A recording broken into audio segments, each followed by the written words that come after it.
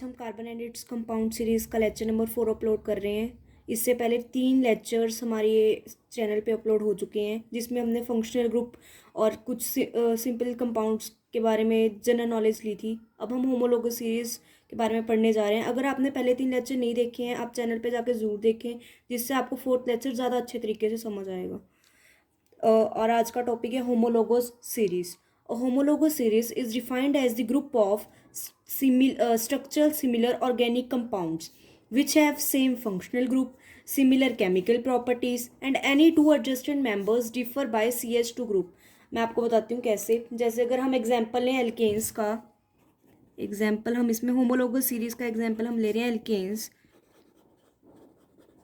जिसका general formula होता है CnH2n+2, जो हमने लेक्चर 3 में बहुत अच्छे से समझा रखा है। आप लेक्चर 3 जाके देख सकते हैं हमारे चैनल पे। इसमें अगर हम n को 1 डालेंगे, हमें CH4 एल्केन सीरीज़ का फर्स्ट मेंबर मिलेगा। n को 2 डालेंगे, यहाँ पे C2H6 C3H8, हमें ऐसे मेंबर्स मिलते जाएंगे। अब अगर आप यहाँ पे ध्यान दो, ये दो मेंबर्स में एक C का फ़र्क है और 2H का। जैसे यहाँ पे C2 है, यहाँ पे C1 है, यहाँ पे H6 है, यहाँ पे H4 है, तो एक C का डिफरेंस है इनमें, 2H का, तो CH2 का डिफरेंस है। यही इस जो डेफिनेशन की लास्ट लाइन यही कह रही है कि two adjacent members, two adjacent में ना फर्स्ट सेकंड मेंबर में दोनों में डिफरेंस कितना है, CH2। अगर ऐसे ही आप सेकंड और थर्ड मेंबर में देखो, यहाँ पे C2 है, यहाँ पे 3 है, तो एक C, यहाँ पे H6 है, यहाँ पे H8 है, तो H2 CH2 का डिफरेंस है। तो एल्कीन सीरीज एक बेस्ट एग्जांपल है होमोलोगस सीरीज का। ऐसे ही एल्कीन्स भी हम होमोलोगस सीरीज का एग्जांपल मान सकते हैं, एल्काइंस भी होमोलोगस सीरीज का एग्जांपल हो सकता है। इनमें भी CH2 का डिफरेंस होता है एडजस्टेंट एटम्स में, मतलब एडजस्टेंट मेंबर्स में, जैसे मीथेन, इथेन, प्रोपेन, इन दोनों में अगर हम डिफरेंस देखें, एक कार्बन का 2H का डिफरेंस है। ऐसे ही सेकंड और थर्ड मेंबर में देखें, एक कार्बन का 2H का डिफरेंस है। अब यहाँ पे हमने एक डेफिनेशन में ये तो हमने समझ लिया कि लास्ट लाइन क्या कह रही है। इससे पहले इनकी केमिकल प्रॉपर्टीज़ भी सेम होंगी। कुछ होमोलोगस सीरीज में सभी एल्केन्स की, जैसे बॉइलिंग पॉइंट अगर हम देखें, फिजिकल प्रॉपर्टीज़ भी देखें और केमिकल प्रॉपर्टीज़ भी समवट सेम ही होंगी कि कितनी की H बॉन्डिंग बनाती है, उसके अकॉर्डिंग इनका बॉइलिंग पॉइंट, इनकी सॉल्युबिलिटी इन वाटर कैसी रहेगी, ये सारी सीरीज़ की तकरीबन पता लग जाती है अगर हमें एक दो मेंबर की भी पता हो प्रॉपरली। इसके बाद इन्होंने एक यहाँ पे वर्ड यूज़ किया फंक्शनल ग्रुप। फंक्शनल ग्रुप वैसे आप इस अगर सीरीज़ की लेक्चर सीरीज़ का लेक्चर नंबर 3 चेक करोगे ना, उसमें फंक्शनल ग्रुप पे पूरी एक वीडियो डाली हुई है, तो आपको बेटर समझ आ जाएगा। पर अभी भी मैं एक बार आपको बताती हूँ। एल्कोहोल्स अगर हम लें एग्जाम्पल में, एल्कोहोल्स का जनरल फॉर्मूला होगा CnH2n+1OH। अगर हम यहाँ पे अब n को 1 डालेंगे, CH3OH इसका पहला मेंबर होगा, C2H5OH इसका दूसरा मेंबर होगा, C3H7OH इसका थर्ड मेंबर होगा। तो अगर आप इसमें भी देखो, इनकी भी जनरल प्रॉपर्टीज सेम रहेंगी, इनकी भी जनरल प्रॉपर्टीज सेम है। ये भी होमोलोगस सीरीज का एग्जाम्पल है। कुछ प्रॉपर्टीज इनकी सेम होंगी। ये फंक्शनल ग्रुप माना जाता, फंक्शनल ग्रुप होता है इस एल्कोहल फंक्शनल ग्रुप। इसमें एक H हटा के OH लगा है, जो OH है वही फंक्शनल ग्रुप है। यहाँ पे हम ओल, इसे जैसे मिथेनॉल कहते हैं, ये भी मैंने वैसे थर्ड वीडियो में अपलोड कर रखा है कि इसमें जो पीछे है ऑल लगता है। जैसे हम यहाँ पे CH4 को मीथेन कहते हैं, यहाँ पे E हटा के OL लगता है एल्कोहल के केस में। इनकी भी जनरल प्रॉपर्टी सेम होती है। ये भी होमोलोगस सीरीज का एग्जांपल है एल्कोहल्स। तभी इन्होंने ऊपर डेफिनेशन में लिखा है which have same functional group. यहाँ पे OH है फंक्शनल ग्रुप, सबका फंक्शनल ग्रुप सेम है, so it is an example of homologous series.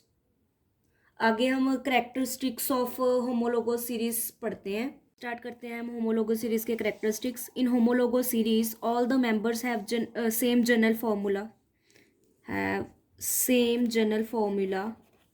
For example, alcohol series have general formula CnH2n+1OH। ये मैंने आपको पहले पीछे बता दिया कि कैसे।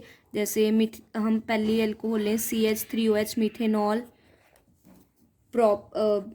इथेनॉल, प्रोपेनॉल, तो ये सभी देखो, इनका जनरल फॉर्मूला यही है, CnH2n+1OH। ये होमोलोगो सीरीज़ के मेंबर हैं। नेक्स्ट इसका करेक्टर, होमोलोगो सीरीज़ का करेक्टरिस्टिक है, they have same functional group. इसमें भी आप एल्कोहल्स की एग्जांपल दे सकते हो, सबका functional group OH OH OH है। नेक्स्ट हमारा है the successive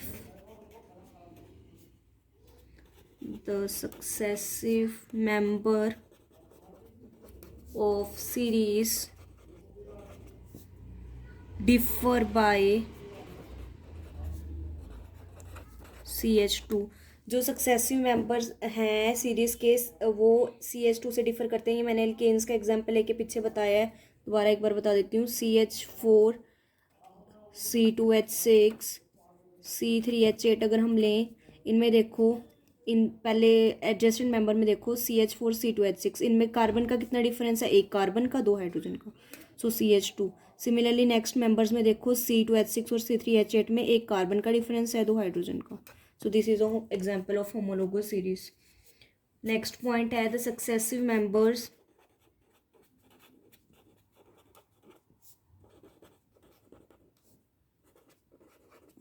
differ by 14 AMU। अभी ये कैसे, 14 AMU का क्या मतलब है, इसका मतलब है कि 14 अटोमिक मास यूनिट। AMU का मतलब होता है atomic mass unit, mass unit.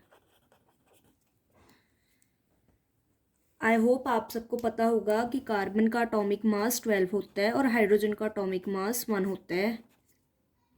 ठीक है, तो अगर हम CH4 का अटोमिक मास चेक करें, CH4 में एक कार्बन है, सो 12 प्लस 4 हाइड्रोजन है, 4 into atomic mass of hydrogen 1, तो कितना आया आंसर, 16 आया। अगर हम इसका नेक्स्ट मेंबर लें इसी सीरीज़ का, एल्केन, सेम सीरीज़ के मेंबर में चेक करना है ये सक्सेसिव डिफर। कहीं एक एल्कोहल का ले लो, एक एल्केन्स का, ऐसे नहीं लेना। अगर एल्केन ले रहे हो तो दोनों एल्केन्स का चेक करना। अब हमें पता है कार्बन का 12 है, सो कार्बन कितनी है, 2, सो 12 इंटू 2। ऊपर कार्बन 1 था तो 12 अकेला था, यहाँ पे 1 लगाना है लगा लो, नहीं लगाना मर्जी है। प्लस हाइड्रोजन के कितने एटम्स हैं इसमें, 6, इंटू हाइड्रोजन का अटोमिक मास कितना है, 1, equals to 24 plus 6 is equals to 30। अब इन दोनों में डिफरेंस देखो, 16 और 30 में कितना है, 14 का। इसी को ये कह रहा है कि सक्सेसिव मेंबर्स में कितने एटॉमिक मास यूनिट का डिफरेंस आता है, 14। ये दोनों सक्सेसिव मेंबर्स। अगर आगे भी आप देखना चाहो, C3H8 में देखो, इन दोनों में देखेंगे अब हम, पहले हमने इन दोनों में देखा था। C3H8 में यहाँ पे 12 कार्बन का एटॉमिक मास है, कितने एटम्स हैं, 3, प्लस हाइड्रोजन के एटम्स कितने हैं, 8, एटॉमिक मास कितना है, 1, सो 12 3 इज द 36, 36 प्लस 8 कितना होगा, इट्स 44। तो 30 और 44 में आप डिफरेंस देखो, 14 AMU का ही है। ऐसे ही अगर आप C4H10 में देखना चाहो, आप चेक कर सकते हो। ठीक है, नेक्स्ट इसकी करेक्टरिस्टिक है, the physical properties of the series show regular graduation with the rise in molecular mass. The physical properties of the series show regular graduation with rise in molecular मास।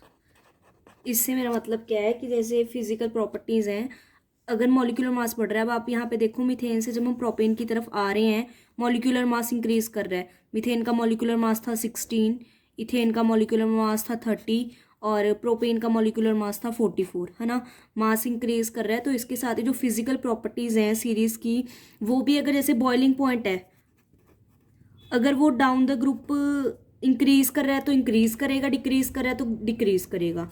ऐसे ही solubility है, down the group, ये सभी physical properties हैं। इस किसी भी organic series की, वो जो सीरीज़ की फिज़िकल प्रॉपर्टीज़ हैं वो ग्रेजुएशन जैसे ग्रेजुएटली या तो इंक्रीज़ ही होंगी या डिक्रीज़ ही होंगी, अगर हम होमोलोगस सीरीज़ की बात करें।